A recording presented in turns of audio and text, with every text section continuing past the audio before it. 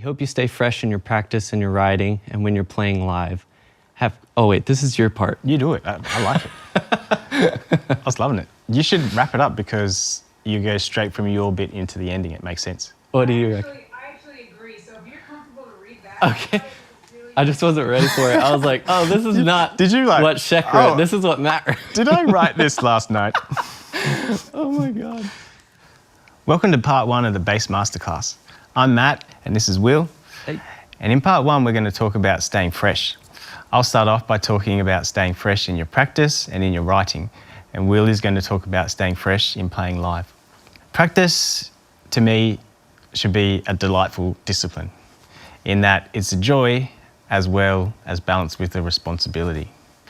And if you find that you aren't motivated in your practice, then reflect on your routine, reassess it and reinvent it. My practice should be taking me in the direction that I feel like I'm being led.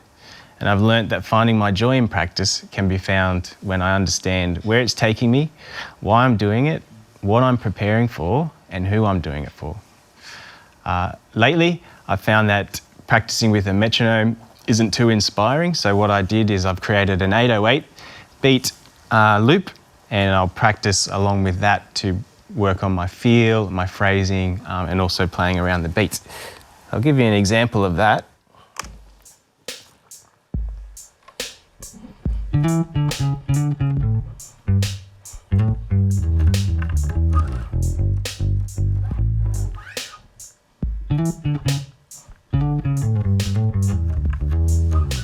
So for me, that's a lot more fun than playing with a metronome, and I can use that beat also to do the basics of playing on the beat and practicing scales and also arpeggios and all of that. Part of my routine is also listening and learning, and I encourage you to learn from artists that you were drawn to. Learn the bass parts for whole songs or even just moments of songs. Work out sounds, work out why they use certain notes over certain chords. It's going to build your knowledge and you'll have more ideas to draw from when you're writing in a moment or for a song. One thing that I found that keeps me fresh in writing is the foundation of keeping my heart and mind in the right place. And that foundation at its core is who I'm doing this for. When I write from that foundation, then I'm free to create and free to freely give. Each song is a fresh start, and I've learned that my joy is complete at the table. When I finish writing a part, that I pursued it, and when I pursued it to the end.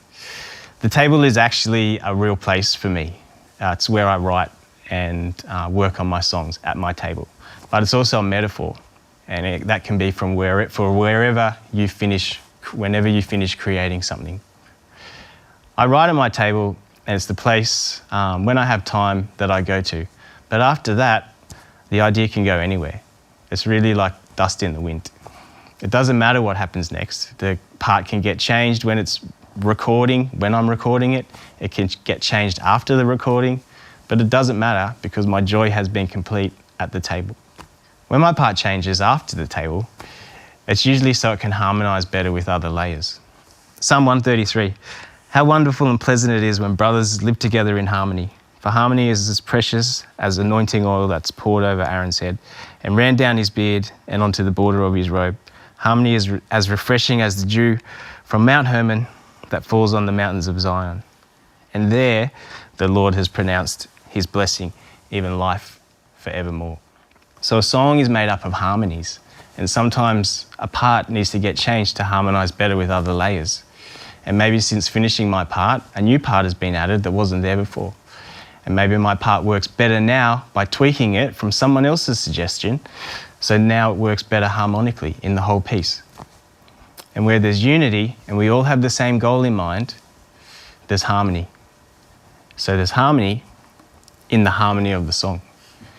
So where there's unity and harmony reign, God reigns. So even in the writing and recording of a song, God's nature can be seen. It's like that lyric, the architect inside the plan. So that's how I stay fresh in my writing, by keeping my mind and heart in the right place and remembering who I'm doing it for. I love practicing things that I enjoy. So like songs that I really love listening to, that's what I like to practice. A great example is Kings of Leon. They have some of my favorite bass lines, and you kind of take little bits from each song and kind of add them to your inventory, like kind of subconsciously sometimes. But I recommend with practice stuff that you're going to enjoy doing.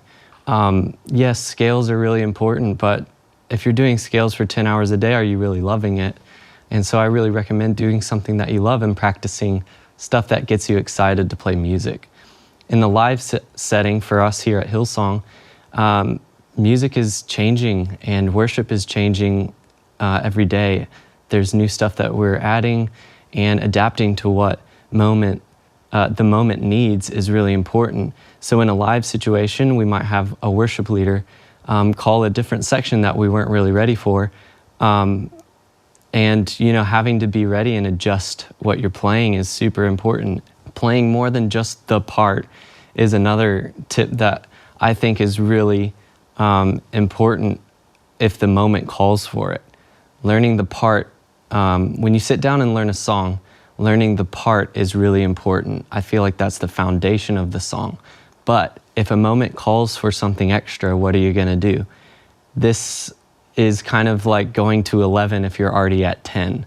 This is an example of me taking a song from 10 to 11. It's the song Another in the Fire, and during the bridge, I'm going to do something different from what the part is. So let's give that a listen.